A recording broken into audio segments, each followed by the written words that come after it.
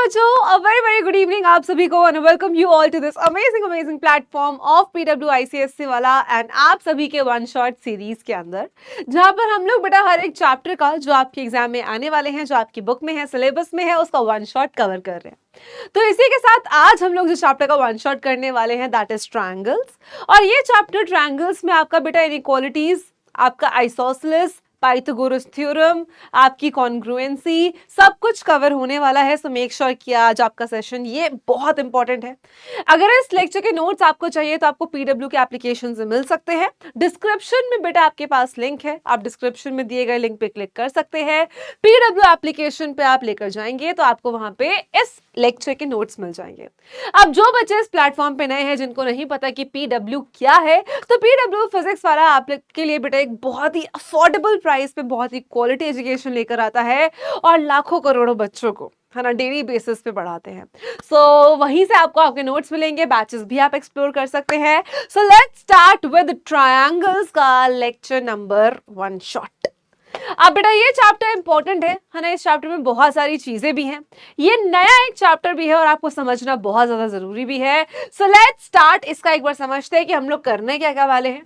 हम लोग इंट्रोडक्शन करेंगे कॉन्ग्रुएंट ट्रायंगल्स के बारे में, कंडीशंस जो है कॉन्ग्रुएंसी की, आइसोसेलेस, बेटा inequalities, mid point theorem and कुछ इंपॉर्टेंट क्वेश्चंस हम लोग करने वाले हैं। चलो बेटा शुरू करते हैं एक नॉर्मल चीज से कि भाई कॉन्ग्रुएंसी हटाओ, पहले ट्रायंगल क्या होता है। जब चैप्टर का नाम ही ट्रायंगल्स है तो पहले ट्रायंगल्स के बारे में पता होना चाहिए कि भाई एक फिगर होती है, एक पॉलीगन होता है जिसमें 3 साइड्स होते हैं, 3 एंगल्स होते हैं। तो ऐसे फिगर जिसमें 3 साइड्स हैं, 3 एंगल्स हैं, 3 वर्टिसेस हैं, ऐसे ही फिगर को हम लोग एक ट्रायंगल बोलते हैं। अब भाई दो ट्रायंगल, और क्योंकि हम लोग स्टार्टिंग में बात कर रहे हैं कॉन्ग्रुएंसी की, तो कॉन्ग्रुएंसी क्या होती है बेटा? दो चीजें जब सेम डिट्टो कॉपी पेस्ट होती हैं उसी को हम कॉन्ग्रुएंट बोलते हैं। तो अगर कोई भी दो चीज बेटा कॉन्ग्रुएंट है, इसका मतलब है कि वो एकदम सेम है, डिट्टो है, कॉपी पेस्ट है। इसका मतलब है कि उनका शेप भी सेम है और साइज भी सेम है। तो बेटा कोई भी ऐसी दो चीजें जिनका शेप भी सेम होता है और जिनका साइज भी सेम होता है, तो शेप भी सेम है, साइज भी दोनों का एकदम सेम है, ऐसे ही दो फिगर्स को हम लोग कॉन्ग्रुएंट फिगर्स बोलते हैं। फॉर एग्जांपल शिवू मेमोरी को ले लेते हैं। अब भाई ये दोनों शिवू मेमोरी की फोटो है, दोनों ही फोटो का शेप भी सेम है क्योंकि दोनों ही ऐसी हैं, और दोनों का साइज भी सेम है क्योंकि आप देख सकते हो। तो ऐसे दो चीजें बेटा जिनका शेप भी सेम है, साइज भी सेम है, अगर मैं इसको उठा के इसके ऊपर रख दूं तो दोनों ओवरलैप कर जाएंगी, पीछे वाली नजर नहीं आएगी। इसी को बेटा क्या कहते हैं? कॉन्ग्रुएंट फिगर्स बोलते हैं। चलो भाई इतनी बात भी समझ में आई। अब बेटा ये देखो, अब दोनों का शेप तो सेम है, इन दोनों का बेटा शेप तो सेम है क्योंकि दोनों ही फिगर्स ऐसी हैं, पर क्या दोनों का साइज सेम है? अगर मैं आपसे पूछूं क्या दोनों का बेटा साइज सेम है, तो आप देख के बोल सकते हो कि भाई दोनों की शेप तो सेम है, कि दोनों फोटो तो एक ही है, पर दोनों का जो साइज है वो डिफरेंट है। मतलब कि ये थोड़ी छोटी है और ये बड़ी है, क्योंकि दोनों का शेप सेम है लेकिन साइज डिफरेंट है, तो ये फिगर कॉन्ग्रुएंट नहीं होगी। तो बेटा कौन सी फिगर कॉन्ग्रुएंट होंगी? जिनकी शेप भी सेम है और साइज भी सेम है। अब अगर आड़ा तिरछा कर दे दो, जैसे ये टेढ़ी शिवू मैम, ये मेढ़ी शिवू मैम, ये सीधी, ये भूत शिवू मैम, और ये वाली और टेढ़ी शिवू मैम। टेढ़ा है पर मेरा है, कोई दिक्कत नहीं है। तो क्या ये सारी फिगर्स कॉन्ग्रुएंट है बेटा? इनकी शेप सेम है, शेप सेम है, साइज सेम है, साइज भी सेम है, मैं बता रही हूं। पर अब आप देखोगे कि एक ऐसी है, एक ऐसी है, तो मैम क्या इसको भी कॉन्ग्रुएंट बोलेंगे? बिल्कुल बेटा, अलाइनमेंट से फर्क नहीं पड़ता। आप अपने दिमाग में इसको घुमा सकते हो और देख सकते हो कि क्या ये इसके सेम आ रही है। अगर आ रही है तो कॉन्ग्रुएंट होगी, अगर नहीं आ रही है बेटा तो कॉन्ग्रुएंट नहीं होगी। बहुत सिंपल सी बात है। आई होप कि इतनी चीज सबको क्लियर हो। अब कुछ इंपॉर्टेंट बेटा वर्ड्स हैं जो एक बार समझ लो, सीख लो, है ना, कि किस तरीके से किसको बुलाया जाता है। परपेंडिकुलर बाइसेक्टर क्या होता है बेटा? परपेंडिकुलर बाइसेक्टर एक ऐसी लाइन जो दूसरी लाइन को दो इक्वल पार्ट्स में डिवाइड करे और उस लाइन पे 90 डिग्री पे गिरे। तो परपेंडिकुलर बाइसेक्टर बेटा, और अगर आप तीनों वर्टिसेस से परपेंडिकुलर बाइसेक्टर बनाते हैं, अगर आप ट्रायंगल के तीनों वर्टिसेस से परपेंडिकुलर बाइसेक्टर बनाते हैं तो जिस पॉइंट पे ये मिलते हैं उसको सर्कमसेंटर कहते हैं। डन, उसको सर्कमसेंटर कहते हैं। So the circumcentre P of triangle ABC is equidistant from each vertex। अब बेटा एंगल बाइसेक्टर मतलब जो एक एंगल को दो इक्वल पार्ट्स में बांटे। मीडियन मतलब जिस वर्टेक्स से बेटा वो ऑपोजिट साइड पे गिर रही है और बेटा उसी साइड को दो लाइंस में डिवाइड करे इक्वल, और ट्रायंगल को दो इक्वल एरियाज में डिवाइड करता है, वो आपका मीडियन होता है। तीनों मीडियन के पॉइंट ऑफ कांटेक्ट को सेंट्रॉइड बोलते हैं, तीनों एंगल बाइसेक्टर के पॉइंट ऑफ कांटेक्ट को इनसेंटर बोलते हैं।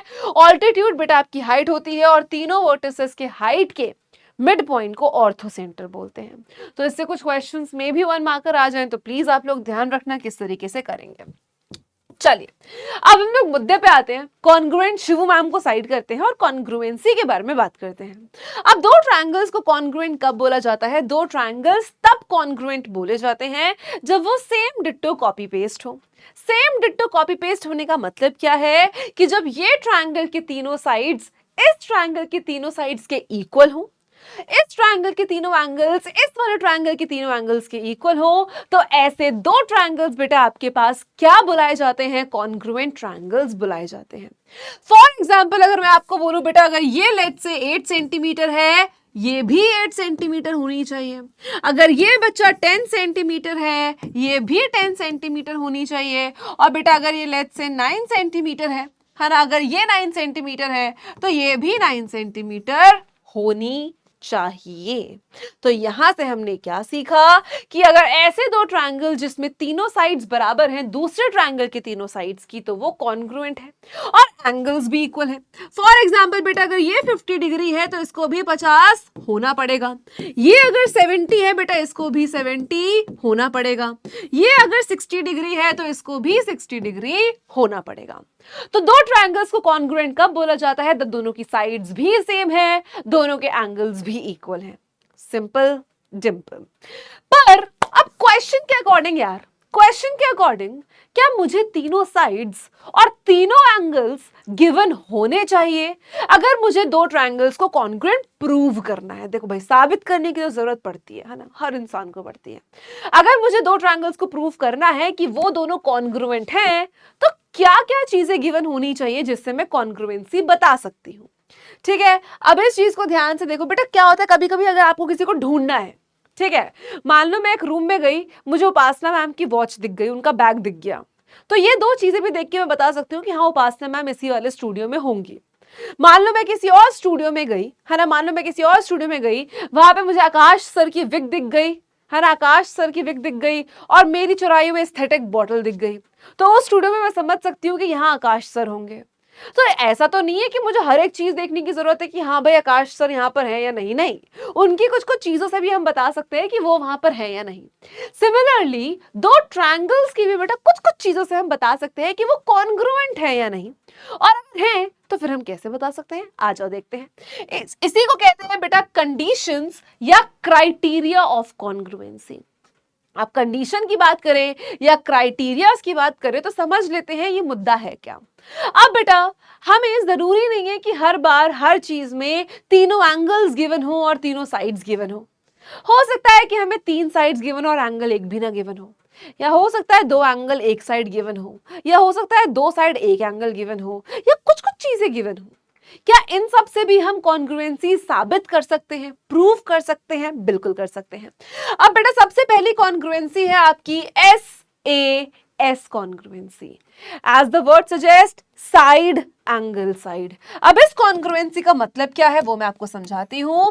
बेटा let's say this is first triangle और ये आपका सेकंड ट्रायंगल है। तो ये दो ट्रायंगल बच्चा आपके पास है। मैंने आपको बोला कि बेटा ये साइड है लेट्स से 15 सेंटीमीटर और ये साइड भी है 15 सेंटीमीटर दूसरे ट्रायंगल की।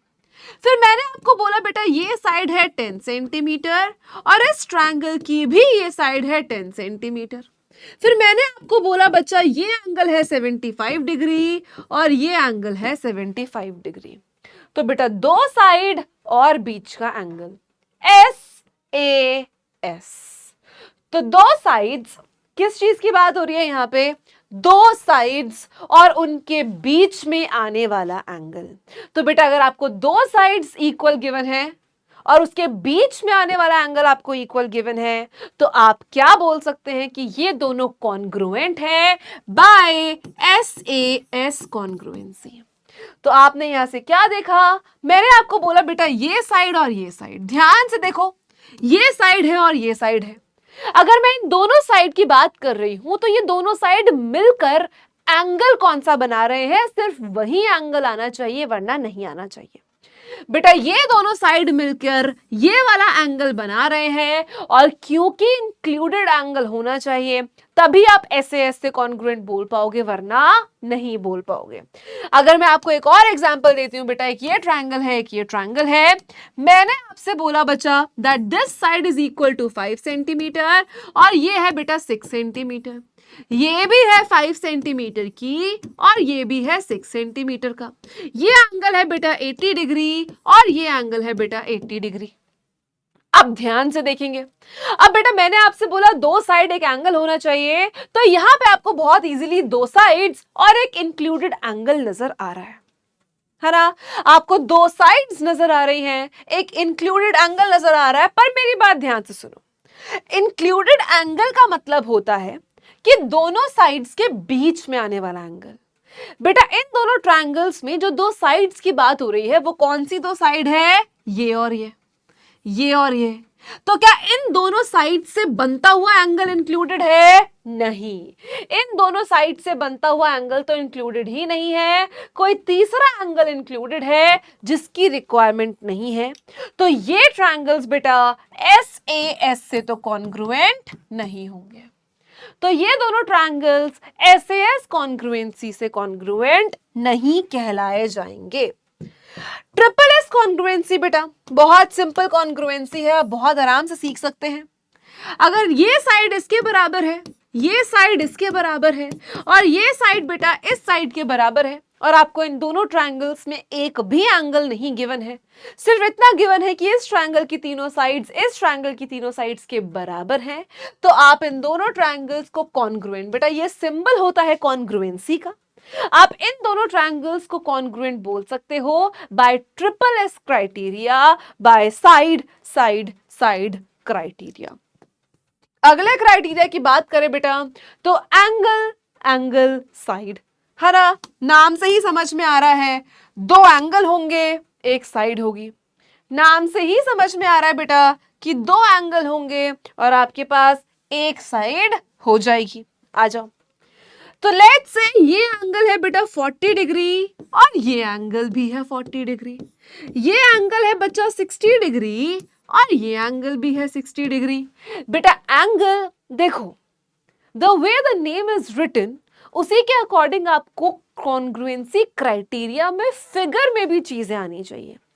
दो एंगल एक साथ है और फिर बेटा उसके बाद एक साइड है। क्या बोला? क्या बोला कि भाई दो एंगल्स एक साथ हैं और फिर जाके एक साइड है, तो दो एंगल्स एक साथ होंगे और उसके बाद बेटा फिर जाके कोई साइड आएगी। तो एंगल एंगल और उसके बाद साइड, एंगल एंगल और उसके बाद साइड। अब आप बोलोगे अगर मैम मैं ये एंगल देखूं तो क्या ये साइड भी चलेगा? बिल्कुल चलेगा। मान लो ये गिवन है 6 सेंटीमीटर, ये गिवन है 6 सेंटीमीटर, तो ये भी एंगल साइड चलेगा। तो हम एंगल साइड अब क्लॉकवाइज जाएंगे, पहले हम एंगल साइड एंटी क्लॉकवाइज जा रहे थे। तो ये है AAS क्राइटेरिया। अगला क्राइटेरिया है बेटा ASA। Now as the name suggest दो एंगल एक साइड, लेकिन इस बारी में जो साइड है वो दोनों एंगल्स के बीच में आनी चाहिए। फॉर एग्जाम्पल बच्चा this is 50 degree, this is let's say 80 degree, ये भी 50 डिग्री है, ये 80 डिग्री है। तो बेटा इन दोनों एंगल्स के बीच वाली साइड, अब इन दोनों एंगल्स की इंक्लूडेड साइड कौन सी होगी? ये और ये। तो angle side angle, angle side angle. So this is how you are going to prove कि किस तरीके से आप करोगे। एक लास्ट क्राइटेरिया बेटा आपके पास है, that is RHS criteria. RHS में R का मतलब होता है बेटा राइट एंगल, H का मतलब होता है हाइपोटेन्यूज और S का मतलब होता है बेस और परपेंडिकुलर में से कोई भी बची हुई एक साइड। तो अगर किसी भी राइट एंगल ट्रायंगल में लगेगा ये सिर्फ, और बेटा अगर किसी भी राइट एंगल ट्रायंगल में राइट एंगल है, हाइपोटेन्यूस इक्वल है और तीसरी कोई भी साइड अगर आपके पास इक्वल है, तो बेटा वो आपका कॉन्ग्रुएंट हो जाएगा by simply using RHS criteria. For example, ये 90 डिग्री है, ये 90 डिग्री है, हाइपोटेन्यूस के बराबर है और दोनों बची हुई साइड्स में से बेटा कोई भी साइड अगर आपस में बराबर है, so both the triangles will be congruent by RHS criteria, right angle hypotenuse side full form है। सो आई होप कि सारे क्राइटेरियाज आपको क्लियर है। एक बार क्विकली रिवाइज कर लेते हैं। पहला साइड एंगल साइड, दो साइड्स और एक एंगल, और एंगल उन दोनों साइड्स के बीच में ही आना चाहिए तभी बात बनेगी, वरना अपने को नहीं चलेगा। दूसरा है बेटा triple S criteria. Triple S criteria का मतलब है साइड साइड साइड, तीनों साइड्स एक ट्रायंगल की अगर इक्वल हैं दूसरे ट्रायंगल की तीनों साइड्स के, तो हम ट्रिपल एस क्राइटेरिया यूज करते हैं। Then AS criteria, angle angle side criteria. अगर इस ट्रायंगल के बेटा दो एंगल और उसके बाद आने वाली साइड बराबर है इस ट्रायंगल के दो एंगल और उसके बाद आने वाले साइड्स के, तो बाय एएस क्राइटेरिया आप उसको कॉन्ग्रुएंट बोल सकते हैं। तीसरा है बेटा उसके बाद ASA criteria, angle side angle, दो एंगल और उनके बीच में आने वाली साइड्स। बेटा एएस और एएसए में दोनों में ही दो एंगल और एक साइड है, तो डिफरेंस कैसे पता चलेगा? एएस में दोनों एंगल्स एक साथ हैं, उसके बाद साइड है। एएसए में एंगल है, साइड है, फिर एंगल है। तो ये बेटा डिफरेंस है जो आपको ध्यान रखना है। फिर बेटा आरएचएस कॉन्ग्रुएंसी मतलब राइट एंगल, हाइपोटेन्यूस और साइड। तो राइट एंगल, हाइपोटेन्यूस और साइड अगर एक ट्रायंगल की दूसरे ट्रायंगल के बराबर है तो आप उसको बोल सकते हैं। क्वेश्चन देखते हैं बेटा, आ जाओ। Which of the following will hold true for the given figure. अब इस फिगर की बात करते हैं, ठीक है। अब आप बोलोगे कि मैम हमने तो कॉन्ग्रुएंसी भी ट्रायंगल में सीखा, ये तो क्वाड्रिलेटरल आ गया। पर बेटा क्वाड्रिलेटरल को अगर आप बीच में से काट दो तो आपके दो ट्रायंगल्स तो बनते हैं, बिल्कुल बनते हैं। एक बेटा ये येलो वाला ट्रायंगल है ना बच्चा, एक तुम्हारे पास है ये येलो वाला ट्रायंगल और दूसरा है बेटा तुम्हारे पास ये ब्लू वाला ट्रायंगल। अब इन दोनों ट्रायंगल के बारे में बात करते हैं, ठीक है। इन शॉर्ट इनके बीच में कॉन्ग्रुएंसी प्रूव करने का ट्राई करते हैं। किसका ट्राई करते हैं? दोनों के बीच में कॉन्ग्रुएंसी को प्रूव करने का ट्राई करते हैं, ठीक है। आपको बेटा क्वेश्चन में देखो, जैसे ये दो डंडे हैं, ये एंगल बने हुए हैं। चाहे क्वेश्चन में लिखा हो या ना लिखा हो, अगर फिगर में मेंशन्ड है तो बेटा ये दो डंडों का मतलब है कि एडी जो है वो एबी के बराबर है। ये एंगल मार्क का मतलब है कि एंगल डीएसी एंगल बीएसी के बराबर है। तो ये हम कॉन्ग्रुएंसी प्रूव करने में यूज कर सकते हैं। अब देखो बेटा कौन कौन से ट्रायंगल है? ट्रायंगल एडीसी है ना, और कौन सा है? ट्रायंगल एबीसी है। अब बेटा इन दोनों ट्रायंगल्स में हम क्या क्या बराबर दे सकते हैं, क्या क्या बराबर प्रूव कर सकते हैं? सबसे पहली चीज जो है बेटा कि जो एडी है वो एबी के बराबर होगा। दूसरा क्या है बेटा, जो एंगल DAB है, सॉरी जो एंगल DAC है वो बराबर होगा एंगल BAC के। क्यों? क्योंकि ये दोनों चीजें आपको गिवन है। बेटा आपको रीजन भी लिखना है कि आप बोल क्यों रहे हो, है ना। ऐवी थोड़ी बोल के चले जाओगे, रीजन तो देना पड़ेगा। तो आपको रीजन भी लिखना पड़ेगा कि आप इनको क्यों बोल रहे हो कि ये इक्वल है, क्योंकि ये आपको गिवन है। तीसरी चीज बेटा कि ये जो AC वाली लाइन है ये दोनों ट्रायंगल्स में आ रही है। समझो भाई बात को कि AC इसमें भी आ रही है और AC नीचे वाले ट्रायंगल में भी आ रही है। तो अगर ऐसी कोई साइड है बेटा जो दोनों ही ट्रायंगल्स में आ रही है तो वो दोनों के लिए ही बराबर होगी।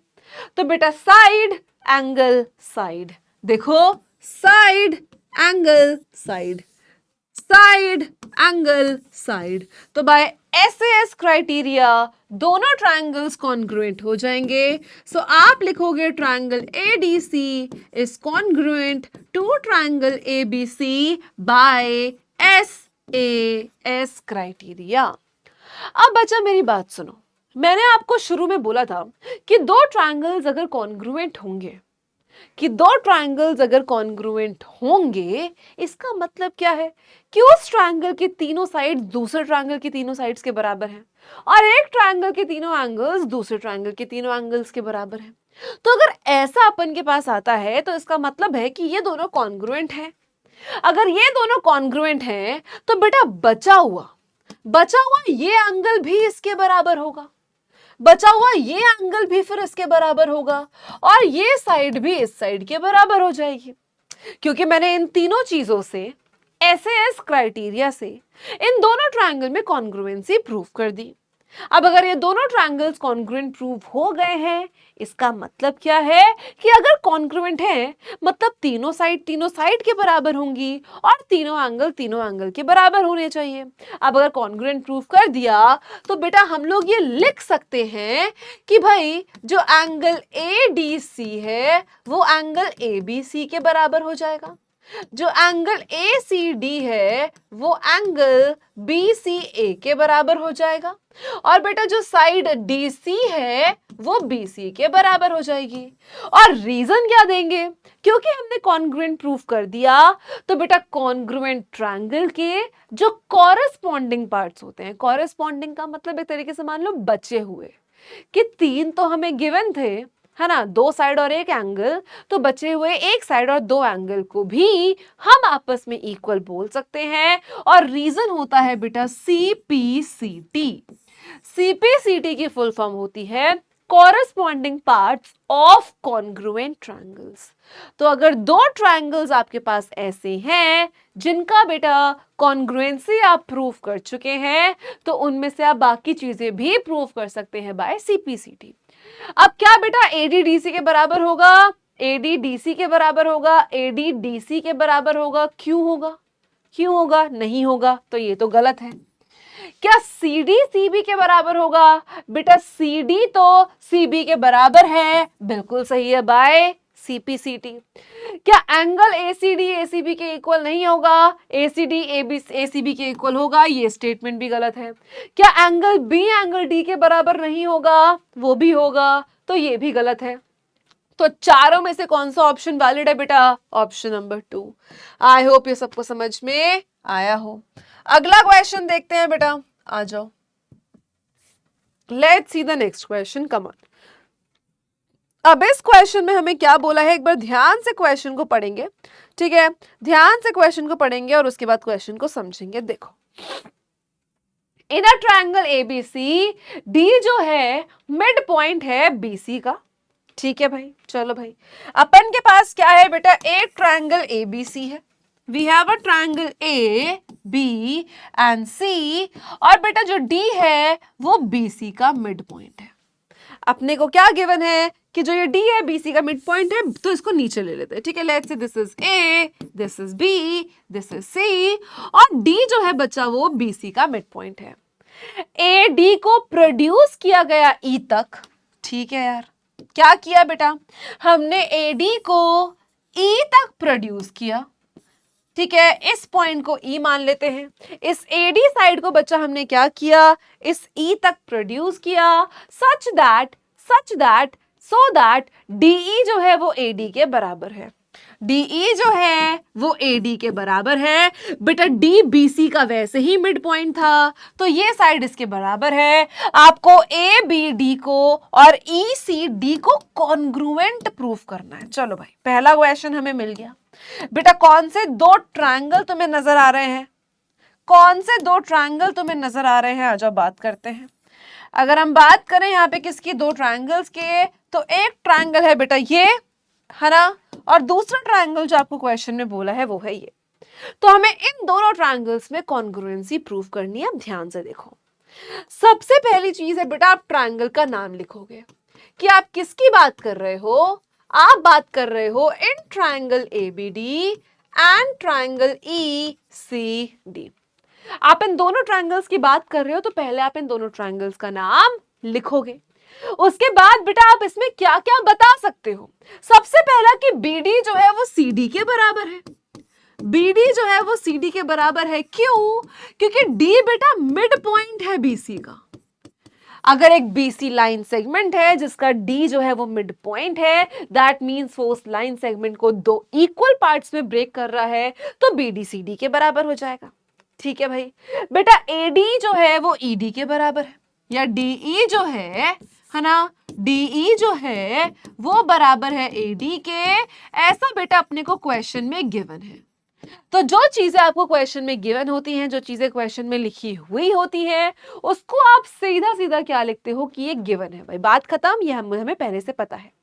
अब बेटा ये जो एंगल है, ध्यान से देखो, ये एंगल इस एंगल के बराबर हो जाएगा, काहे? क्योंकि ये वर्टिकली ऑपोजिट एंगल है।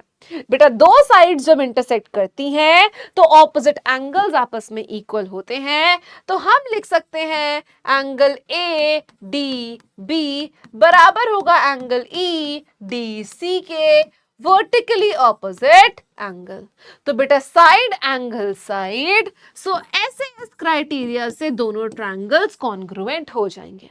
अब आपने एक और चीज नोटिस करी होगी कि मैं जिस भी क्राइटेरिया से इन दोनों ट्रायंगल्स को कॉन्ग्रुएंट प्रूव करना चाह रही हूं, तो बेटा ध्यान से समझेंगे, मैं लिख भी उस हिसाब से रही हूं कि अगर मैं ऐसे कॉन्ग्रुएंसी प्रूव कर रही हूं तो मैं साइड एंगल साइड ही इसको मेंशन कर रही हूं। ऐसा नहीं है पहले दो साइड लिख दी फिर एंगल लिख दिया। तो हमें पैटर्न ये भी फॉलो करना है कि देखो ये एक साइड है, फिर ये एक एंगल है, फिर ये एक साइड है, तभी हम ऐसे क्राइटेरिया बोल रहे हैं। तो आप लिखना भी उसी के अकॉर्डिंग बेटा आपको बहुत फायदा देगा। अब आगे देखते हैं। ठीक है, पहला पार्ट हमने कर लिया। दूसरा क्या बोला है कि AB EC के बराबर है। बेटा AB EC के बराबर क्या हम बोल सकते हैं? बिल्कुल बोल सकते हैं। क्या बोल सकते हैं कि भाई जो AB है वो EC के बराबर होगा बाय CPCT, क्योंकि ये कॉरेस्पॉन्डिंग पार्ट्स है कॉन्ग्रुएंट ट्रायंगल्स के, और अगर दो ट्रायंगल्स कॉन्ग्रुएंट होते हैं तो बचे हुई बाकी साइड्स और बचे हुए बाकी एंगल्स भी आपस में इक्वल हो जाते हैं। अब तीसरी चीज बोला है कि AB EC के पैरेलल है। थोड़ा सा क्वेश्चन घुमा दिया पर इजी है। देखो हमें क्या प्रूव करना है कि AB जो है वो EC के पैरेलल है। अब बच्चा मुझे एक बात बताओ, हमने इन दोनों ट्रायंगल्स में कॉन्ग्रुएंसी बता दी। अब अगर इन दोनों ट्रायंगल में कॉन्ग्रुएंसी बता दी बच्चा, तो बचा हुआ ये एंगल भी तो इस एंगल के बराबर होगा। होगा कि नहीं होगा? बिल्कुल होगा। तो हम बोल सकते हैं कि एंगल DAB बराबर होगा एंगल DEC के। क्यों? ये भी CPCT से। अब बेटा ध्यान से देखो, ये लाइन है, ये लाइन है, ये ऐसे है, और अगर ये एंगल इसके बराबर है that means alternate interior angles बराबर है। और अगर ऑल्टरनेट इंटीरियर एंगल आपस में बराबर है, सो विच सिंपली इंप्लाइज कि AB जो है वो EC के पैरेलल होगा। तो इस तरीके से क्वेश्चन चाहे घुमा के दें या कैसे भी दें, आप बहुत इजीली बेटा कॉन्ग्रुएंसी को प्रूव कर सकते हैं। कोई दिक्कत, कोई परेशानी नहीं आएगी। अब इन ट्रायंगल में देखो आपको ये कुछ चीजें गिवन है। ठीक है, देखते हैं क्या क्या गिवन है। The following figure shows triangle ABC in which AB और AC आपस में बराबर है। बेटा ये पूरी साइड इस पूरी साइड के बराबर है।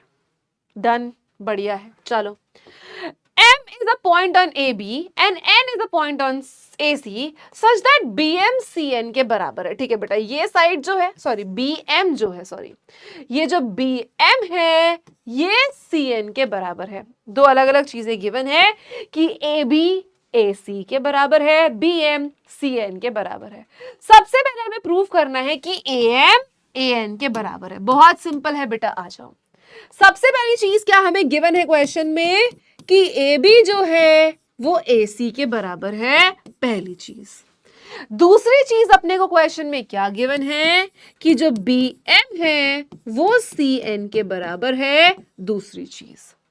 अब बेटा अगर मैं पहली इक्वेशन में से दूसरी माइनस कर दूं, कि अगर मैं पहली इक्वेशन में से क्या करूं, दूसरी माइनस कर दूं, तो देखो क्या आएगा कि AB माइनस BM, क्योंकि बेटा लेफ्ट हैंड साइड को लेफ्ट हैंड साइड से माइनस करना पड़ेगा और राइट हैंड साइड को राइट हैंड साइड से माइनस करना पड़ेगा। अब बच्चा मेरी बात ध्यान से देख, आजा। AM में से अगर BM माइनस कर दोगे तो क्या बचेगा बेटा? AM बचेगा। क्या बचेगा बच्चा? AM बचेगा, है ना भाई? ए एम बचेगा। और सिमिलरली बेटा इस पूरे ए सी में से अगर आप सी एन माइनस कर दोगे तो आपके पास क्या बचेगा, ए एन बचेगा। और यही अपने को प्रूव करना था। चलो भाई पहला पार्ट डन। दूसरा बोला है A M C A N B के बराबर होगा। तो बेटा ए एम सी ट्रायंगल कौन सा है, आ जाओ पहले बात करते हैं। ठीक है, अगर हम बात करें ए एम सी ट्रायंगल की तो ए एम सी है बेटा ये ब्लू वाला ट्रायंगल। ठीक है, और अगर हम बात करें किसकी, ए एन बी की, तो ए एन बी है बेटा ये पिंक वाला ट्रायंगल। तो ये वाला जो पार्ट है ये दोनों में कॉमन आ रहा है। चलो भाई कोई दिक्कत की बात नहीं है, अगर दोनों में कॉमन आ रहा है मतलब ये ब्लू वाले का भी पार्ट है। चलो भाई ये दो ट्रायंगल हो गए। अब सबसे पहली चीज क्या क्या है बेटा, कौन से ट्रायंगल में ए एम सी है, तो ए एम सी में और बेटा ए एन बी में ए सी जो है ए बी के बराबर है। ए सी जो है ए बी के बराबर है। क्यों बेटा, क्योंकि ये क्वेश्चन में गिवन है। दूसरा बेटा हमने अभी अभी निकाला है कि ए एम ए एन के बराबर है, तो ए एम बच्चा ए एन के बराबर है। अभी हमने फर्स्ट में ये प्रूफ किया है। अब दोनों ट्रायंगल्स में बेटा ये जो एंगल ए है ये तो कॉमन है, क्योंकि ये ए बी एन में भी आ रहा है और ए एम सी और ए एन बी दोनों में आ रहा है। तो हम लिखेंगे एंगल ए जो है वो एंगल ए के बराबर है, क्योंकि बेटा ये दोनों ट्रायंगल्स में कॉमन है। अब बस इसी को हम क्या बोलेंगे, एसएएस क्राइटेरिया से ये दोनों ही ट्रायंगल कैसे हैं बेटा, कॉन्ग्रुएंट है। हो गई कॉन्ग्रुएंसी। फिर बोला है कि बी एन सी एम के बराबर है, तो बेटा ये बी एन सी एम के बराबर हो जाएगा बाय, सिंपली लिखो, सिंपल लिखो क्या, by CPCT, corresponding parts of congruent triangles. अब अपन को बोला है कि BMC CNB के बराबर है, तो बेटा BMC कौन सा है पहले देखो। सबसे पहले हमें देखना क्या है, सबसे पहले हमें देखना क्या है, ठीक है, सबसे पहले अब हमें देखना क्या है कि भाई ट्रायंगल है कौन सा, BMC ट्रायंगल। तो आप बेटा BMC ट्रायंगल देखिए, BMC ये वाला वाइट ट्रायंगल, ठीक है। अगर मैं BMC बनाऊं तो ये वाला ट्रायंगल बेटा, ये जो ऑरेंज वाला ट्रायंगल है दैट इज ट्रायंगल BMC।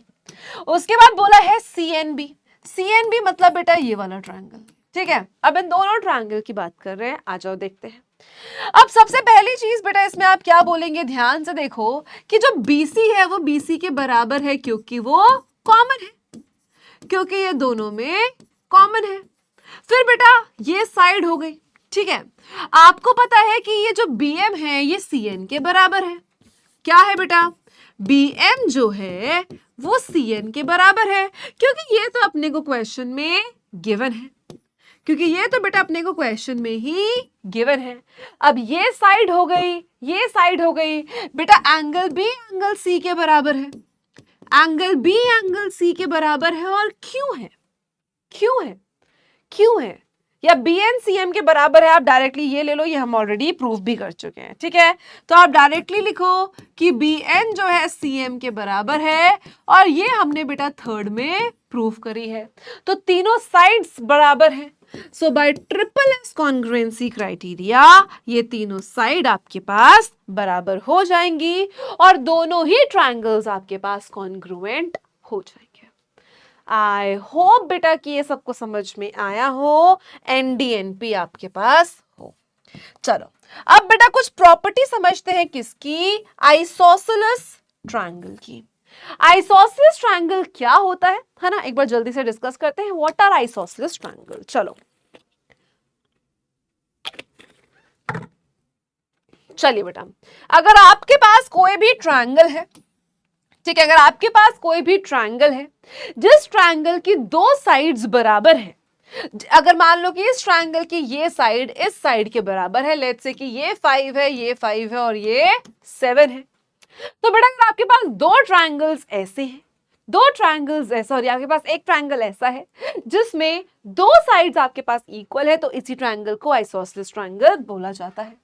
पहली प्रॉपर्टी क्या कह रही है कि अगर एक ट्रायंगल आइसोसेलेस है बेटा, मतलब इस ट्रायंगल के अगर दो साइड्स आपस में बराबर हैं, तो इन दोनों साइड्स के ऑपोजिट जो एंगल होंगे, इन दोनों साइड्स के ऑपोजिट जो एंगल होंगे वो भी आपस में इक्वल होंगे। तो मान लो ये आपके पास एक ट्रायंगल है जिसमें दो साइड्स बराबर हैं, तो इसके ऑपोजिट दो एंगल्स इक्वल होंगे। दूसरी प्रॉपर्टी क्या कहती है कि अगर दो एंगल्स इक्वल हैं तो उनके ऑपोजिट साइड भी इक्वल होगी। मान लो इस ट्रायंगल में आपको गिवन है ये एंगल इसके बराबर है, तो अगर बेटा दो एंगल्स आपस में इक्वल हैं तो इनके ऑपोजिट जो साइड है वो भी आपस में इक्वल होगी। यही है। आई होप कि सबको ये समझ में आया हो। अब इसके क्वेश्चन बेटा जनरली ना एंगल्स फाइंड करने वाले आते हैं कि यहाँ पे बहुत सारी चीजें हमें गिवन है, हमें इसमें एंगल फाइंड आउट करना है। तो आ जाओ देखते हैं। सबसे पहले बेटा आपको कैसे पता चलेगा कि कौन आइसोसेलेस है? आपको ये दो डंडे नजर आएंगे। अगर ये दो डंडे इसमें नजर आ रहे हैं मतलब ये दोनों साइड आपस में बराबर है। अगर ये दोनों साइड आपस में बराबर है मतलब इनके ऑपोजिट एंगल्स भी बराबर होंगे। अगर ये b डिग्री है बेटा तो ये भी b हो जाएगा, क्योंकि अगर ये दोनों साइड्स आपस में बराबर हैं, प्लीज एक बार क्वेश्चन ध्यान से देखो कि अगर ये दोनों साइड्स आपस में बराबर हैं बेटा, अगर ये साइड बराबर है इस साइड के, तो ये एक आइसोसेलेस ट्रायंगल होगा। और आइसोसेलेस ट्रायंगल में ऑपोजिट साइड्स आपस में कैसी होती है? इक्वल होती है। तो अगर ये b है तो ये भी b हो जाएगा। अब आगे देखते हैं। अब बेटा नीचे वाले ट्रायंगल ECD में ये 32 है, ये 36 है, तो पूरा कितना हो गया? 68 हो गया, है ना। अगर मैं बात करूं ट्रायंगल ECD की, तो बेटा 32 degree plus 36 degree plus let say इसको मैंने x बोल दिया, प्लस में x कितना देगा? 180 डिग्री।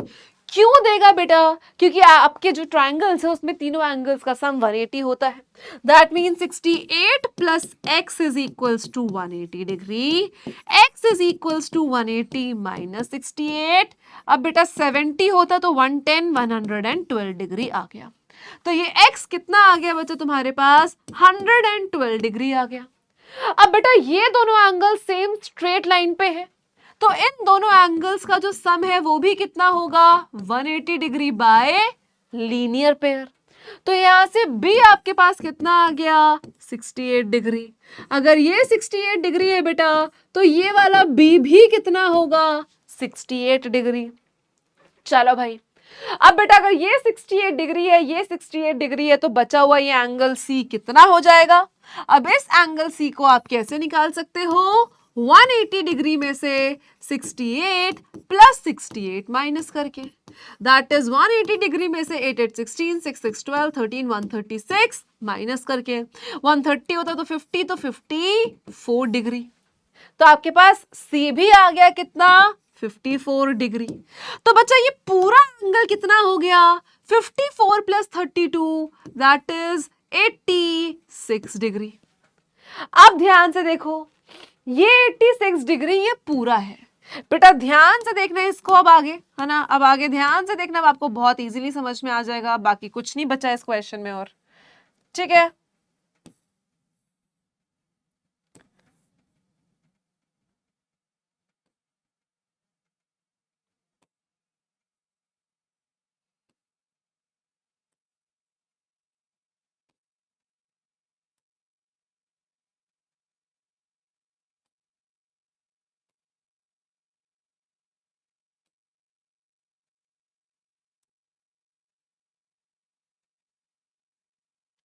चलो ठीक है, अब थोड़ा सा और बचा। ध्यान से देखो, हमने सारे एंगल बाकी फाइंड आउट कर लिए हैं। अब बेटा ये जो AB है आपके पास, ठीक है, अब जो ये AB है आपके पास, ये CD के पैरेलल है, ऐसा क्वेश्चन में गिवन है। तो ये एंगल और ये एंगल क्या हो जाएंगे? कॉरेस्पॉन्डिंग एंगल, जो कि सप्लीमेंट्री होते हैं। बेटा ये पूरा एंगल कितना आया आपके पास? 54, और ये आपके पास आ गया 86 डिग्री। अब 86 डिग्रीज में से बेटा ये आधा एंगल आपको पता है कितना है? 68 है, और ये एंगल A है। That means A plus 68 plus 86 कितना हो जाएगा बच्चा आपके पास? 180 डिग्री। तो यहाँ से अगर इसको ऐड करेंगे a plus 8 6 14 6 6 12 13 14 15 154 is equal to 180 degree. 8 6 4 4 1 9 6 15। ठीक है, उधर जाके माइनस करेंगे बेटा 150 160 मतलब 20 26 डिग्री। तो एंगल ए की वैल्यू आ जाएगी 26 डिग्री। तो इस तरीके से हम फाइंडिंग वाले क्वेश्चन करते हैं बाय यूजिंग आइसोसेलेस ट्रायंगल। अब जैसे इस फिगर को भी देखो, अब यहां लिखा है AC बाइसेक्ट्स एंगल ए। ठीक है, यहां लिखा है कि AC जो है वो एंगल ए को बाइसेक्ट करता है। बेटा बाइसेक्ट करने का मतलब है दो इक्वल पार्ट्स में बांट देना। तो यहाँ पे ये आधा B है, ये आधा A है। तो अगर ये बाइसेक्ट करता है इसका मतलब है A जो है वो B के बराबर है। अब बेटा अगर ये साइड इसके बराबर है ना, तो इनके जो ऑपोजिट एंगल्स होंगे वो भी बराबर होंगे। तो अगर ये 80 डिग्री है बच्चा, तो ये भी कितना हो जाएगा? 80 डिग्री हो जाएगा। तो दोनों कितने हो जाएंगे? 80 डिग्री हो जाएंगे। चलो भाई, कोई दिक्कत की बात नहीं है। अब उसके बाद देखो, अगर ये 80 है, ये 80 है, तो बचा हुआ A कितना हो गया बेटा? 20, क्योंकि 80 80 160, 180 माइनस 160 इज 20। तो ये B भी कितना हो जाएगा? 20 डिग्री। अब ऊपर देखो बेटा, ऊपर देखो, ये साइड इस साइड के बराबर है, तो ये 20 है, तो ये भी कितना हो जाएगा? 20 डिग्री। 20 20 40, तो बचा हुआ ये एंगल C कितना हो गया? 140। सिंपल, बस इस तरीके से करेंगे। अब ऐसे क्वेश्चंस को एक्सप्रेस कैसे करना है, लिखना कैसे अगर आ जाता है, सबसे पहले ये देखो कि अगर AC बाइसेक्ट करता है एंगल A को, तो एंगल A जो है वो एंगल B के बराबर है। नाउ इन ट्रायंगल ABC बच्चा, आपके पास जो एंगल C है या ACB है वो बराबर होगा एंगल ABC के। क्यों? क्योंकि बेटा जो AC है वो AB के बराबर है, ऐसा क्वेश्चन में गिवन है। तो दोनों किसके बराबर हो जाएंगे? 80 डिग्री। तो बचा हुआ A कितना आ जाएगा? 180 माइनस 80 माइनस 80, तो A आ गया कितना? 20 डिग्री। अब A अगर 20 डिग्री आ गया है तो ये भी 20, और इस तरीके से आप एक्सप्रेस कर सकते हो। ये आइसोसेलेस ट्रायंगल की प्रॉपर्टी है। ठीक है, चलो बेटा, अब ये देखो जैसे कुछ MCQs कैसे आ सकते हैं कि इस क्वेश्चन में आपको बोला है कि एंगल B जो है वो एंगल C के बराबर है और BAD CAD के बराबर है, मतलब ये एंगल इसके बराबर है। तो क्या AB AC के बराबर होगा? अब इसमें क्या करना है, पहले आपको कॉन्ग्रुएंसी प्रूव करनी है। देखो कैसे कर सकते हो कॉन्ग्रुएंसी प्रूफ। सबसे पहले एंगल B जो है एंगल C के बराबर है, एंगल BAD जो है एंगल CAD के बराबर है, और बेटा जो ये AD लाइन है ये तो दोनों ट्रायंगल्स में कॉमन है। तो आप क्या बोल सकते हो? एंगल साइड के थ्रू बाय AS क्राइटेरिया ये दोनों ट्रायंगल्स कॉन्ग्रुएंट हो जाएंगे। तो क्या AB AC के बराबर होगा? बिल्कुल AB AC के बराबर हो जाएगा। ये गलत है, ये गलत है, और ये भी गलत है। डन। आई होप सबको ये चीज समझ में आई हो, कोई दिक्कत कोई परेशानी नहीं हो। अच्छा, लास्ट वाला क्यों 90 डिग्री के बराबर होगा, पहले हमें ये भी समझना है। बेटा ये एंगल इसके बराबर आ जाएगा बाय CPCT, और क्योंकि दोनों लीनियर पेयर बना रहे हैं तो दोनों 90 डिग्री हो जाएंगे। चलो बेटा, नेक्स्ट इसके पास जो आपके पास आता है उसको हम लोग कहते हैं इनइक्वालिटीज। ठीक है, अब ट्रायंगल में इनइक्वालिटीज क्या होता है एक बार ध्यान से समझेंगे। अभी हमने क्या सीखा कि अगर आइसोसेलेस होता है कि अगर दो साइड्स हमारे पास बराबर है ना, दो साइड्स बराबर है तो उनके ऑपोजिट एंगल्स भी बराबर होंगे। पर यहाँ पे इनइक्वालिटी आपको क्या कहती है बेटा? इनइक्वालिटी का कंसेप्ट आपको क्या कहता है कि जो एंगल ट्रायंगल में सबसे बड़ा होगा, जो भी एंगल ट्रायंगल के अंदर सबसे बड़ा होगा उसके सामने बेटा जो साइड होगी वो लॉन्गेस्ट होगी, और जो एंगल सबसे छोटा होगा उसके ऑपोजिट जो साइड होगी वो सबसे छोटी होगी। बेटा अगर मैं यहाँ पे अपने दोनों हाथों के बीच में कम एंगल बनाती हूँ तो ये कम साइड है, अगर मैं ज्यादा एंगल बनाती हूँ तो देखो कितनी ज्यादा बड़ी लाइन हो गई। तो बस यही आपको समझना है। फॉर एग्जाम्पल बेटा ये ट्राइंगल ABC है, अगर ये 40 डिग्री है, ये 70 डिग्री है, 7 4 110, और ये भी नहीं 80 मान लो, ठीक है, और ये 60 मान लो। तो बेटा ये 40 है, ये 80 है, ये 60 है, तो सबसे लॉन्गेस्ट साइड कौन सी होगी? जो सबसे बड़े एंगल के सामने होगी। सबसे बड़ा एंगल 80 डिग्री है, और 80 डिग्री के सामने बेटा, 80 डिग्री के सामने जो ये लाइन है वो है AC। अब उससे छोटा एंगल 60 है, तो 60 के सामने जो लाइन है दैट इज AB, और सबसे छोटी होगी बेटा जो सबसे छोटे एंगल के ऑपोजिट है। और इसी का कन्वर्स भी। कन्वर्स का मतलब क्या है? इसी का उल्टा, कि फॉर एग्जाम्पल अगर ये साइड सबसे बड़ी है तो इसके ऑपोजिट एंगल भी सबसे बड़ा होगा, या अगर BC सबसे छोटी है तो इसके ऑपोजिट एंगल भी सबसे छोटा होगा। ये इसका कन्वर्स। ठीक है, तो हमने इसकी प्रॉपर्टीज पढ़ ली है। क्वेश्चन देखो किस तरीके से आता है, ऐसा आपको बताना है। ठीक है बेटा, ये 115 डिग्री है, 20 ये 65 डिग्री हो जाएगा। ये 125 डिग्री है तो ये 55 डिग्री हो जाएगा। ये 65 है, ये 55 है, टोटल 5 5 10 6 12, ये 60 डिग्री हो जाएगा। अब आपसे क्वेश्चन में क्या बोला है कि कौन सी साइड सबसे छोटी है। अब ध्यान से देखेंगे बेटा, ध्यान से देखो, सबसे बड़ा एंगल कौन सा है? सबसे बड़ा एंगल है 65। तो 65 के ऑपोजिट जो साइड होगी ना बच्चा, वो सबसे बड़ी होगी। फिर 65 के बाद है 60 जो AB के ऑपोजिट है, और बेटा सबसे छोटी कौन सी हो जाएगी? AC। अब इसमें से देखना है कि कौन सा वैलिड कर रहा है। क्या BC AB से बड़ा है? बिल्कुल, बाकी सारे गलत हैं। तो इस तरीके से आप क्वेश्चन को करोगे। अब इस फिगर में देखो बेटा, ये 60 है, ये साइड इसके बराबर है तो ये भी 60 हो जाएगा। ये दोनों 60 हैं तो ये भी 60 हो जाएगा। ये 60 है तो ये 120 डिग्री हो जाएगा बाय लीनियर पेयर।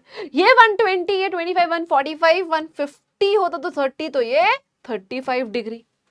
अब आपको बताना है क्या BD DC के बराबर है? बेटा BD DC के बराबर नहीं है, क्योंकि BD के ऑपोजिट 60 डिग्री है, DC के ऑपोजिट 25 डिग्री है, तो बराबर नहीं है। सबसे पहले आप लिख लो, देखो सबसे पहले ABD तो इक्विलेटरल ट्रायंगल है, तो तीनों साइड्स बराबर होंगी, है ना भाई? ये तो इक्विलेटरल ट्रायंगल है। उसके बाद उस ट्रायंगल की बात करें तो उस ट्रायंगल में AC सबसे बड़ी है बेटा, क्योंकि 120 डिग्री के ऑपोजिट AC है तो AC सबसे बड़ी है। फिर 35 है बेटा, 35 है तो AD बड़ा है, और फिर सबसे छोटा 25 के बगल वाला DC बड़ा है।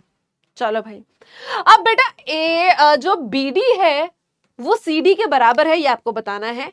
क्या BD CD के बराबर है? ये आपको बताना है। बेटा BD AD के बराबर है, और जो DC है वो तो AD से भी छोटा है, तो क्या ये बराबर होंगे? बिल्कुल नहीं। क्या DC BD से बड़ा है? क्या DC BD से बड़ा है? बेटा देखो, BC AD के बराबर है और CD AD से भी छोटा है, तो क्या ये दोनों बराबर बड़ा हो सकता है CD? नहीं। ध्यान से समझो क्वेश्चन क्या पूछ रहा है। क्वेश्चन कह रहा है क्या CD BD से बड़ा होगा? बेटा BD AD के बराबर है और AD CD से बड़ा है, तो BD से 20 से बड़ा होगा, तो वो छोटा तो नहीं हो सकता। क्या BD CD से बड़ा है? क्या BD CD से बड़ा है? बिल्कुल, क्योंकि BD AD के बराबर है और AD CD से बड़ा है, तो BD भी बड़ा है। तो इस तरीके से आप इन इक्वेशंस के क्वेश्चन को सॉल्व करते हैं। नेक्स्ट बेटा आपके पास जो टॉपिक आता है that is mid point theorem. ठीक है, अब मिड पॉइंट थ्योरम को समझते हैं, देखते हैं क्या कहती है।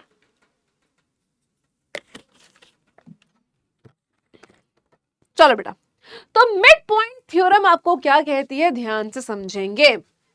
देखो, the line segment joining the mid points, मान लेते हैं ये एक ट्रायंगल ABC है और D और E बेटा इस ट्रायंगल के मिड पॉइंट्स हैं। तो अगर मैं इस D और E जो मिड पॉइंट्स है इसको ज्वाइन कर दूं, तो ये जो DE बनेगा बेटा ये BC के पैरेलल होगा और BC के आधा भी होगा। So DE will be parallel to BC and DE will be half of BC. ये चीज हमेशा याद रखना अगर D और E मिड पॉइंट्स हैं। इसका कन्वर्स क्या कहता है बेटा, कि अगर ये पैरेलल है और हाफ है तो D और E मिड पॉइंट्स हैं। बस उसका उल्टा, पिछला वाला क्या है कि अगर मिड पॉइंट्स है तो पैरेलल है और हाफ है, और दूसरा क्या है बेटा कि अगर पैरेलल है और हाफ है तो उसके मिड पॉइंट्स हो जाएंगे। बस अब क्वेश्चन कैसा आता है एक बार देख लेते हैं। देखो ध्यान से देखो, ये आपके पास आपको क्या बोला है कि EFGH एक रोम्बस है, ये आपको प्रूफ करना है। ठीक है बच्चा, चलो इस क्वेश्चन में हमें बहुत सारे सब टॉपिक्स दिखाने हैं, निकालने हैं, ध्यान से देखो।